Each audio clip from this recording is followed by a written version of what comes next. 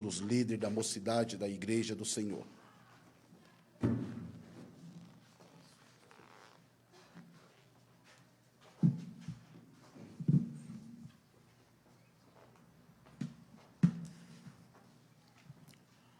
Louvado seja Deus. Eu quero cumprimentar a todos os irmãos que estão nos acompanhando neste momento com a paz do Senhor. Que o Senhor seja mais uma vez glorificado nesta noite e agradecer a cada um dos irmãos que está acompanhando esta live. Que onde estiver chegando, que a paz do Senhor chegue no seu lar, chegue na sua casa, chegue na sua família de uma maneira poderosa e extraordinária em nome de Jesus. Queridos, eu quero compartilhar com os irmãos que estão nos vendo aí um texto da Bíblia Sagrada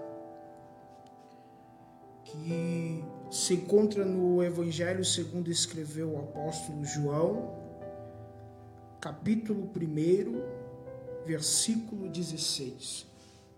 Evangelho segundo escreveu o apóstolo João, capítulo 1, versículo 16. Que diz assim um texto sagrado: e todos nós também recebemos também da sua plenitude graça sobre graça. E todos nós recebemos também da sua plenitude graça sobre graça. Queridos, de todos os evangelhos, de todos os 4 evangelhos, o apóstolo João é um dos que escreve a vida de Jesus mais detalhada, mais específica, digamos assim. Quando vamos para o capítulo 1, João ele começa a escrever: no princípio era o verbo estava com Deus e o verbo era Deus. Ele estava no princípio com Deus. Todas as coisas foram feitas por ele, e sem ele nada do que foi feito se fez. Então nós podemos perceber que João também escreveu no versículo 16 que também recebemos da sua plenitude a maravilhosa graça. Quando nós observamos a Bíblia, tudo está ligado ao princípio. No princípio criou Deus os céus e a terra. A terra era sem forma e vazia, e o Espírito de Deus bailava sobre a face das águas. O Senhor cria os céus, cria a terra, os animais, a água, o dia, a noite, e cria o homem. E coloca o homem no jardim do Éden, no jardim de Deus, expressando a santidade de Deus, dizendo que o lugar é santo, e o Senhor deu uma ordem a Adão, e Adão, por ser ingênuo, ele desobedeceu uma ordem direta que o Senhor havia dado. E nisso nós vemos que o homem peca contra o Senhor, e o Senhor expulsa ele do jardim do Éden, para que multiplique, para que frutifique na terra. Ele e sua mulher expulsa do Éden, e nós conhecemos o contexto. Eu quero compartilhar com os irmãos 3 coisas aqui, que o Senhor tem me confiado, e eu desejo do fundo do meu coração que esta palavra alcance o seu lar, alcance o seu coração, e que faça um renovo, e que faça algo diferente nesses tempos que estamos vivendo. Eu quero compartilhar com os irmãos 3 tópicos. Hereditariedade. Como assim, Marcelo? O homem pecou no princípio. Desde que o homem pecou no princípio, a humanidade ela tem se afastado de Deus. A humanidade ela tem se afastado da santidade de Deus, porque tem se entregado ao pecado, tem se entregado à sua própria concupiscência, tem se entregado aos seus prazeres e tem se afastado do Senhor. E o que é hereditariedade? Alguns estudos falam que hereditariedade é uma herança epigenética, é aquilo que é passado de geração para geração, de uma geração para outra, de uma geração para outra vai, louvado seja o nome santo do Senhor, vai se passando. Então os estudos falam que a hereditariedade é causada que você será aquilo que os seus pais foram. Você vai ser aquilo que o seu passado foi. A Bíblia comprova isso. O Senhor disse em Deuteronômio capítulo 5, versículo 9, não te prostrarás diante delas para renderes culto, porque eu, o Senhor teu Deus, sou Deus zeloso, que castigo a iniquidade dos pais nos filhos, que visito a iniquidade dos pais nos filhos, até a terceira e a quarta geração daqueles que me aborrecem.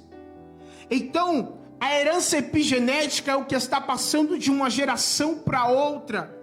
E no Antigo Testamento nós podemos perceber que o povo se afastava de Deus. Nós podemos usar o exemplo de Acabe. O Senhor disse que Acabe, quando foi reinar sobre Israel, ele fez tudo que era mal aos olhos do Senhor, piores do que os seus pais fizeram. Então, a hereditariedade é aquilo que é causado no presente, aquilo que é passado de herança de um DNA epigenético, e as pessoas por si mesmo ela vai se afastando do Senhor. Louvado seja Deus. Mas só que nós podemos perceber que em Mateus capítulo 1 nós vemos que antes de Jesus se passaram 42 gerações. E dentro da genealogia de Jesus nós podemos perceber que alguns deles fizeram algo que era errado aos olhos do Senhor. No versículo 16, nós podemos ler que diz assim: e Jacó gerou a José, marido de Maria, da qual nasceu Jesus, que se chama o Cristo. Então, a hereditariedade, ela se quebrou em Jesus. Ou seja, nos dias de hoje, você não é aquilo que alguém diz que você será. A sua casa não vai ser o que o seu passado foi. O seu casamento não vai ser como um casamento passado que não deu certo. A sua vida não vai ser como a que não deu certo dos seus parentes passados, porque Jesus, ele veio para quebrar toda maldição hereditária. O que eu quero dizer com isso? O que eu quero dizer é que você, a sua casa, a sua família, o seu casamento, os seus filhos, não é aquilo que alguém diz que é. O seu filho, o seu casamento, a sua casa e a sua família é aquilo que Deus diz que vai ser. Vai ser uma casa abençoada, vai ser uma casa cheia de graça, vai ser uma casa cheia da presença do Senhor, porque Jesus veio para quebrar toda a hereditariedade, porque Jesus não é semente de homem, Jesus é a semente da mulher. Então eu quero liberar nesta noite uma palavra profética para a tua casa. Talvez alguém esteja dizendo que o teu casamento não tem mais jeito, talvez alguém esteja dizendo que o teu filho não tem mais jeito, talvez alguém esteja dizendo que a tua família não tem mais jeito, mas eu venho liberar uma palavra de Deus para dizer que Deus é o que dará a última palavra. O que vale não é o que o homem diz, o que vale não é o que os que estão ao teu lado diz, mas o que vale é o que Jesus falou, e o que Ele falou vai cumprir na tua vida, em nome de Jesus. Então isso foi quebrado. A maldição hereditária só vai acontecer na tua vida se você quiser. Você só vai ser aquilo que alguém diz que você é, se você quiser. Você só vai ser aquilo que alguém diz que você vai ser, se você quiser, meu irmão. Porque Jesus veio para quebrar isso. Jesus veio para tornar possível aquilo que era possível. E foi quebrada a hereditariedade, e foi concedida ao homem algo maravilhoso que jamais houve na face da terra, que foi o que lemos aqui em João. Que também recebemos da sua plenitude a graça sobre graça. Recebemos da plenitude. A graça, ela é concedida ao homem quando ele confessa Jesus como seu suficiente Salvador. E o que é a graça, Marcelo? A graça de Jesus é algo que concede ao homem gratuitamente coisas que não tinha no Antigo Testamento.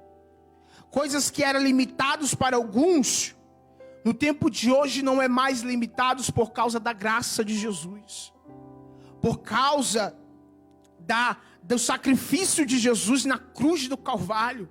E a graça de Jesus quebra toda a hereditariedade.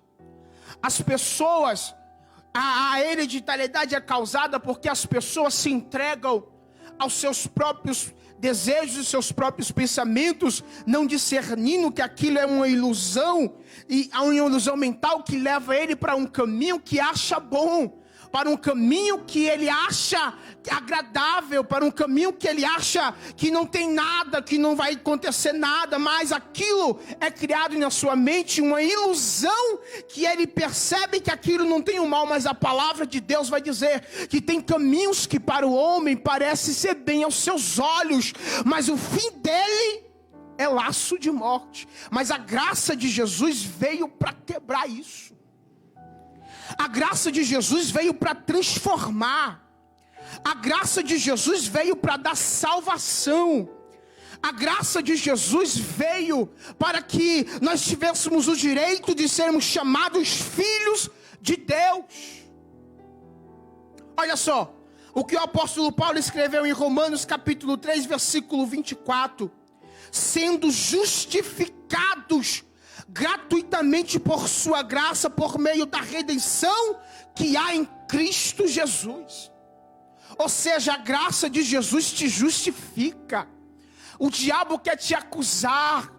O diabo está todo o tempo querendo te acusar, querendo dizer que você pecou, como ele foi dizer diante ao Senhor, apresentar e falar de Jó, mas a graça de Jesus te justifica, a graça de Jesus te regenera, a graça de Jesus te vivifica e te faz levantar para ter uma nova caminhada em Cristo.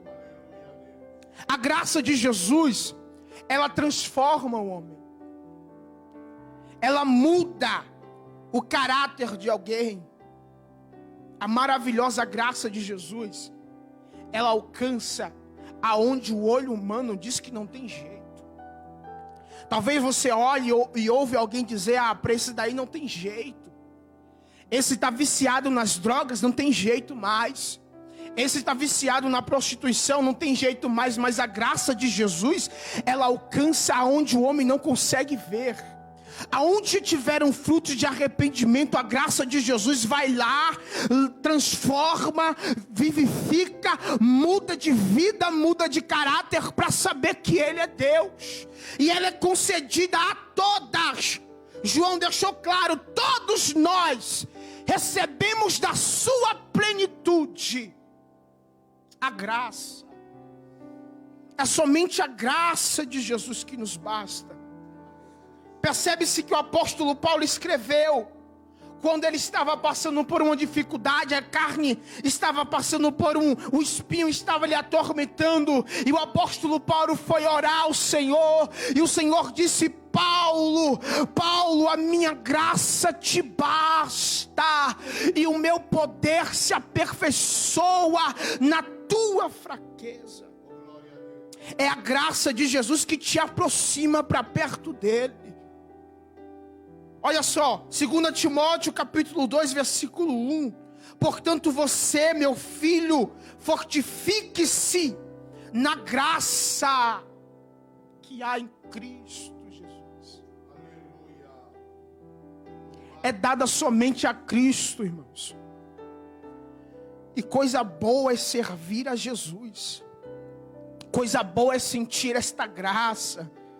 Coisa boa é sentir o que o Senhor tem feito por você, o que o Senhor tem feito por tua casa.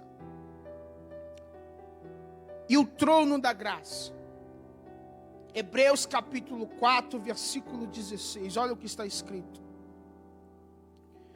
Olha o que o apóstolo Paulo escreveu. Cheguemos, pois, com confiança ao trono da graça, para que possamos alcançar misericórdias e achar graça, a fim de sermos ajudados em tempos oportunos. Olha só, o que Paulo está dizendo, chegar com confiança ao trono da graça, a fim de alcançar misericórdia e graça, para você ser ajudado em tempos oportunos. Então a graça de Jesus, ela está todo o tempo para te ajudar.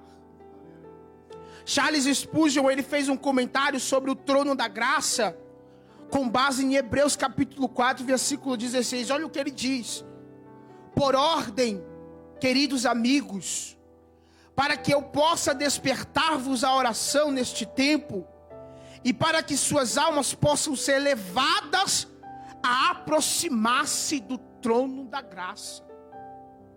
Ou seja, quando Paulo está dizendo isso aqui, ele está dizendo de uma intimidade que não é para todos, irmão Leandro. Alcançar o trono da graça não é simplesmente uma oração, não é simplesmente você falar palavras bonitas, não é somente você ensaiar o vocal, não. A oração é muito mais do que isso. A verdadeira oração é uma aproximação da alma através do Espírito de Deus ao trono de Deus. É o que Paulo está dizendo aqui. Ao trono da graça para alcançar misericórdia. Olha o que ele está dizendo. A fim de encontrarmos misericórdias e achar graça. A fim de sermos ajudados em tempos oportunos. E o Charles, ele continuou dizendo. E a progressão dos desejos de Deus, a aproximação espiritual da nossa natureza. Olha só. Isso é interessante, pastor Silvio. No Antigo Testamento você pode perceber que o único que entrava diante da presença de Deus era o sumo sacerdote. Ninguém tinha liberdade de entrar, de ter uma experiência com Deus. Era o sacerdote que era a ponte de Deus para o povo. Nós podemos perceber que na Bíblia tem algumas histórias que pessoas foram fazer coisas que não era seu dever e o Senhor o fulminou, matou. Quando Uzá foi proteger a arca, ele só protegeu. Ele tocou. O Senhor fulminou ele. Então, se alguém normal, não sendo um sumo sacerdote, entrasse no Santo do Santo, eles morriam. E olha que o sacerdote, ele tinha que 3 dias se santificar ao Senhor. E no dia que ele fosse entrar no santuário e no Santo do Santo, diz a história que eles amarravam a corda dentro deles, porque se eles tivessem pecado, eles morriam lá dentro. E hoje é concedido ao homem, mesmo na nossa natureza, gratuitamente ter acesso a isso, ao trono da graça. Mesmo você tendo uma natureza pecaminosa, porque nascemos com isso, nascemos com essa natureza, somos sujeitos a pecar. O Senhor mesmo falou, aquele que diz que não tem pecado é mentiroso. Mesmo nós temos a nossa natureza pecaminosa, falha, errônea diante de Deus, o Senhor nos permite estar na presença dEle. O Senhor nos permite o Senhor permite a mim, a você orar, a entrar no trono da graça, a receber a graça de Jesus, a graça que vai te ajudar no tempo de dificuldade. Eu fico observando, irmão, às vezes no Facebook, tem alguns profetas aí, que eles ficam profetizando os nomes, pastor Silvio. Fica profetizando o nome. Ah, Deus vai te dar isso. Deus vai te dar aquilo. E enche de pessoas olhando, dizendo: ora por mim, ora pela minha família, profetiza para mim. Mas nós esquecemos que a verdadeira graça está na palavra de Deus. A verdadeira graça é concedida através de Jesus Cristo. Não é ir atrás de profeta, não ir atrás de revelação, é ir na palavra de Deus. A verdadeira graça que foi concedida ao homem é a graça de Jesus, irmãos. É a graça de Jesus que vai te ajudar nesse tempo de dificuldade. Cheguemos, pois, com confiança ao trono da graça. Louvado seja Deus, irmãos. Quando eu estava meditando nesta palavra, eu pude sentir um quebrantamento do Senhor, porque eu olhando isso aqui, percebemos que somos pessoas fracas. Somos meninos. Porque a igreja, ela tem que alcançar um nível, que é esse que Paulo está dizendo aqui. O nível de graça, o nível de intimidade. E o Senhor quer que você, como igreja, faça isso. Não fique questionando, busque o trono da graça. Busque a salvação que há em Cristo Jesus, para que você possa ser ajudado nesse tempo de dificuldade. Louvado seja Deus. Fique com esta palavra, meu querido. Que o Senhor possa te abençoar de uma maneira extraordinária. E somente a graça de Jesus é que nos basta. Que Deus abençoe os irmãos em nome de Jesus.